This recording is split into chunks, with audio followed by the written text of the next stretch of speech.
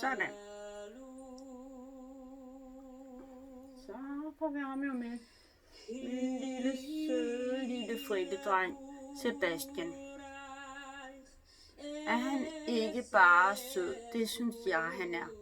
Og det er ham, der skal være storebror. Han er faktisk blevet storebror, men vi får først hans fritte lille søster den 5. maj i år. Først der er hun gammel nok til at blive taget fra sin mor. Sin fritte mor.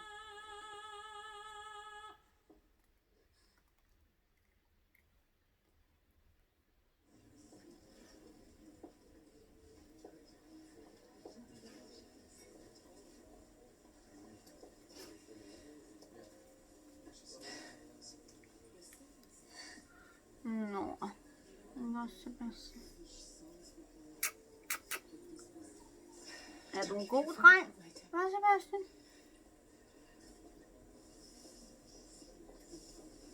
Ja, det er din far. Han er en værre en. Han går og striber. This is my mother. Så, Sebastian. Du er en god dreng. Yankee?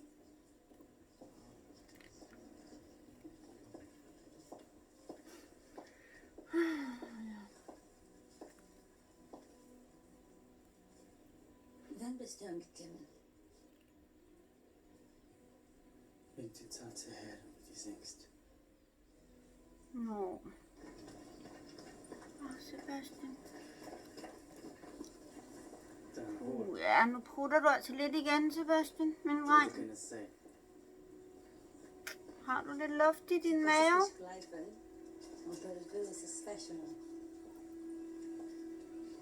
Er du en god lille dreng? Unterwegs ist du eine andere Teure. Los.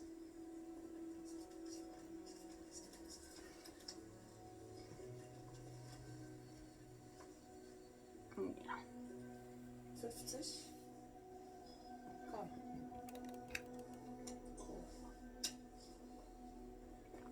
Ich hab nicht gerade keine Ahnung, was du kannst das so singen. Die waschen sich Sachen wegen mich, Yankee. Ich allein weiß auch nicht, Sachen wegen sich. Jetzt können wir ungefähr in die Sachen Nu zusammen. kan vi skrue op igen. 100. Race 200.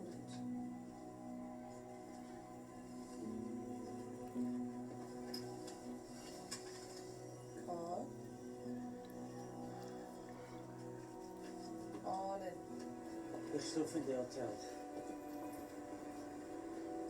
Komm mal auf, weiter. Nein, Yankee. Ich meine, es ist keine gute Idee. Ich will dir etwas fassen. Han er en god Ist dreng, das ham her. ein Trick, was Marshall sich ausgetragen? Det er Sebastian. Nein. Showdown. Set.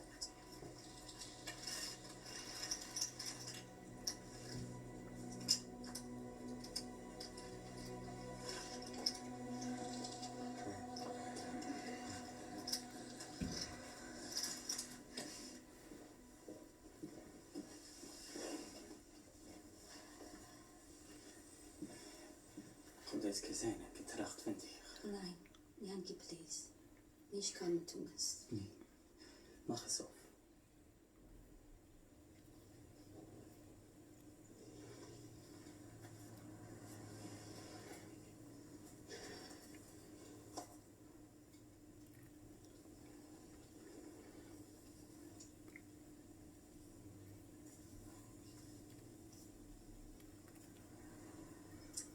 Nå, var Sebastian, er du en god lille dreng? Ich gehe. Ja. Heraus. Ich weiß wegen der Baby. Diese Mama Janice. MS.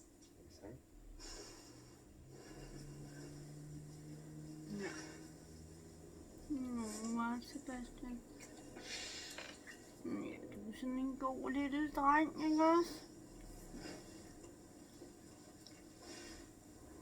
كيما هاني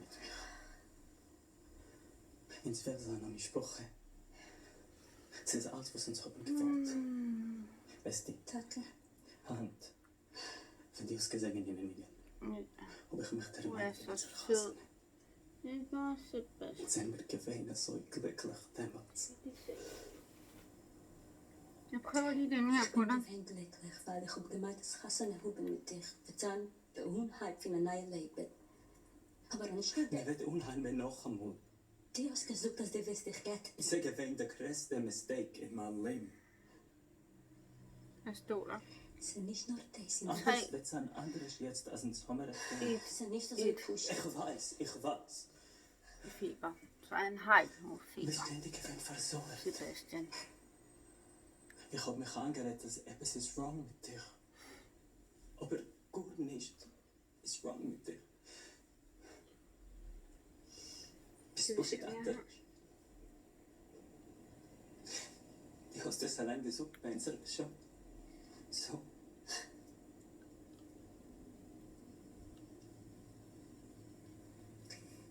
Ich kann nicht zurück. Jeg Jo. har 3,57. du kennst ja wirst sehen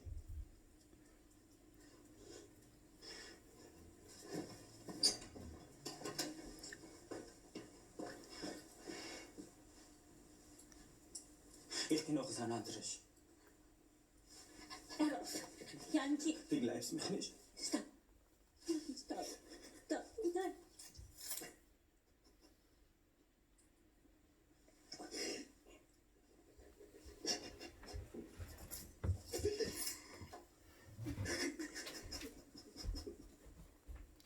Sådan.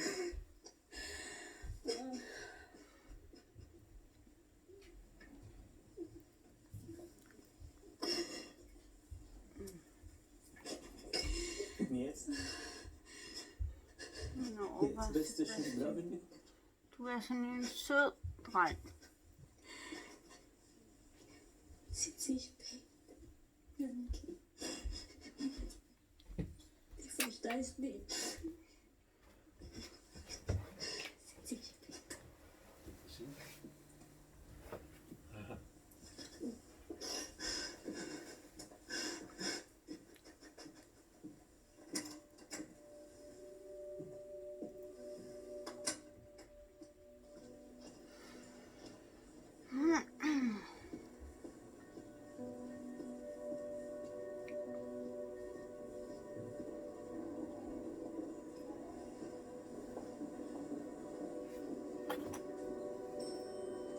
Nå, var Sebastian en god dreng?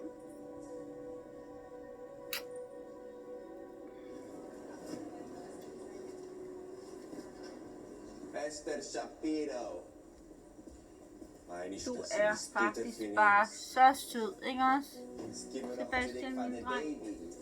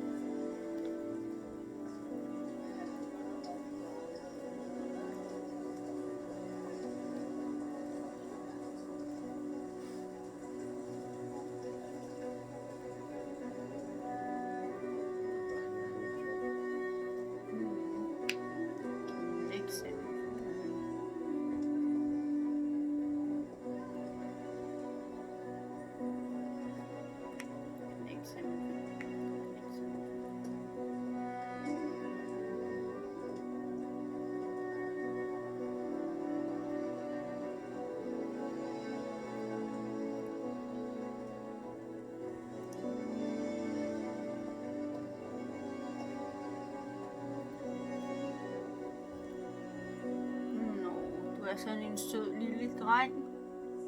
Hej Sebastian.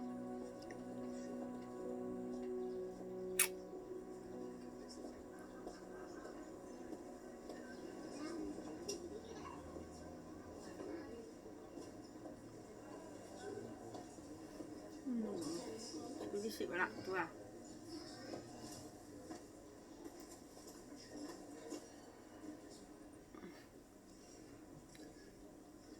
Han er kun et halvt år.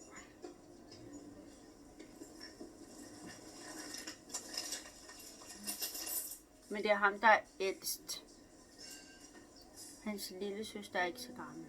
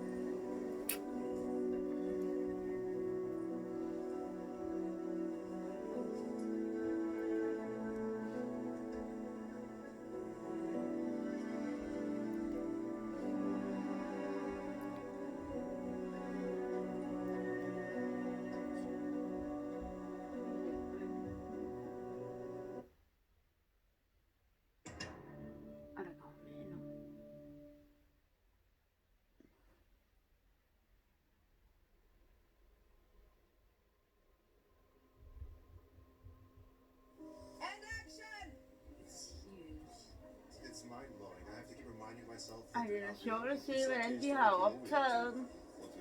Det er da skægt. 90% of my filming experience here is like a bit.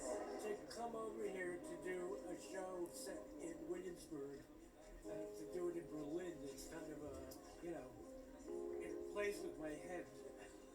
A series in Yiddish, for me also personally, I think it's a great thing. They may be dealing with a language that no one understands, they may be dealing with customs and rituals that no one understands, but the essence of what's happening, that's universally understood. This very Du er faktisk rigtig sød, beautiful and unique Sebastian. story Ikke også? that shows kind of like both worlds. I don't think it's a story about the existence of God or something like that. It's more about the right to have your voice. And people like me never really had that opportunity. We never saw ourselves reflected back in the stories being told in popular culture, so we didn't really know how to create our own stories. I think this is the first show ever to accurately portray the Hasidic community. These are real people, and their experiences are very universal and very relatable. When the community watches it and there's somebody like me watching it and see that this girl lived exactly like she lives, and she was able to muster the courage to follow her dream. Og det er kun en Maybe film. this girl can too. Det må man ikke glemme.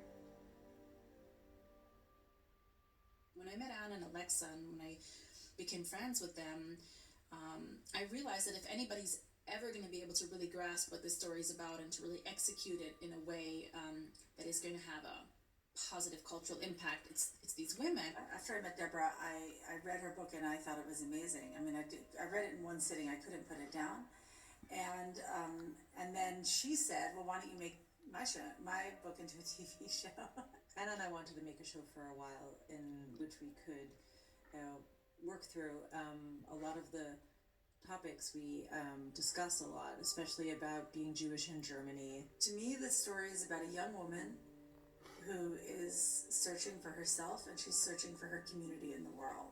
Esther is a 19-year-old girl. She was born and raised in Williamsburg, Brooklyn, in the community called Satma.